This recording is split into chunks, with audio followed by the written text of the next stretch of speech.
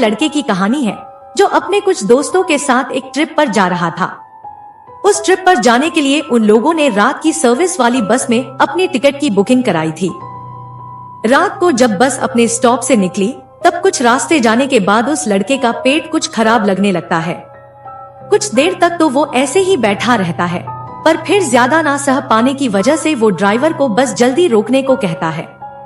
तब ड्राइवर बड़े अनमने ढंग से अगले सर्विस एरिया के आने पर गाड़ी रोकने की बात करता है। जो सर्विस एरिया आगे आता है वो एक काफी सुनसान से इलाके में पड़ता है। यहाँ तक कि वहाँ लाइटें भी ठीक से नहीं होती है, पर वहाँ बाथरूम की सुविधा होती है और उस वक्त उस लड़के को सिर्फ बाथरूम की ही चिंता थी। बाथरूम से लौटने के बाद उसे अंधेरे में बस ढूंढने में कुछ टाइम लग जाता है। फिर वो बस में जाकर चुपचाप बैठ जाता है और बस चल पड़ती है।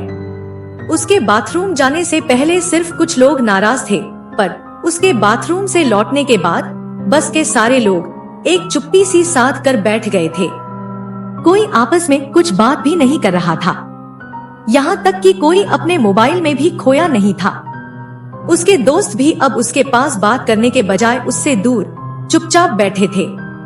उस लड़के को मन ही मन बहुत बुरा लगा, पर किसी को बिना कुछ और कहे वो दवाई खाकर चुपचाप आंख बंद करके अपनी सीट पर सोने की कोशिश करने लगा।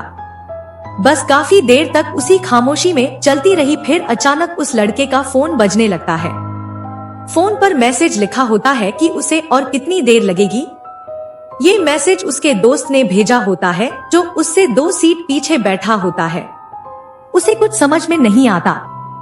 वो फोन पर ही उसे मैसेज करता है कि वो किस बारे में पूछ रहा है। तब उसका दोस्त लिखता है कि बाथरूम में उसे और कितनी देर लगेगी। अगर तबीयत ज्यादा खराब है तो वो सब वहाँ उतर कर रात के लिए कोई रूम ले लेंगे। ये बात पढ़ते ही उस लड़के के होश उड़ जाते हैं। वो पीछे पलटकर अपने दोस्त को देखता है। उसके दोस्त ने कोई मोबाइल फोन नहीं पकड़ा होता है।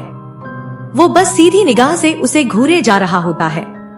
वो लड़का अब घबराकर अपने आसपास देखता है तो सारे लोग उसे उसी तरह से घूर रहे होते हैं। उन सब की शक्लें तो बस में बैठे लोगों की तरह होती हैं, पर किसी वजह से वो सब इंसान नहीं दिखते। वो लड़का तब कांपती हुई उंगली से एक आखिरी मैसेज टाइप करता है। मैं शायद गलत बस में बैठ गया।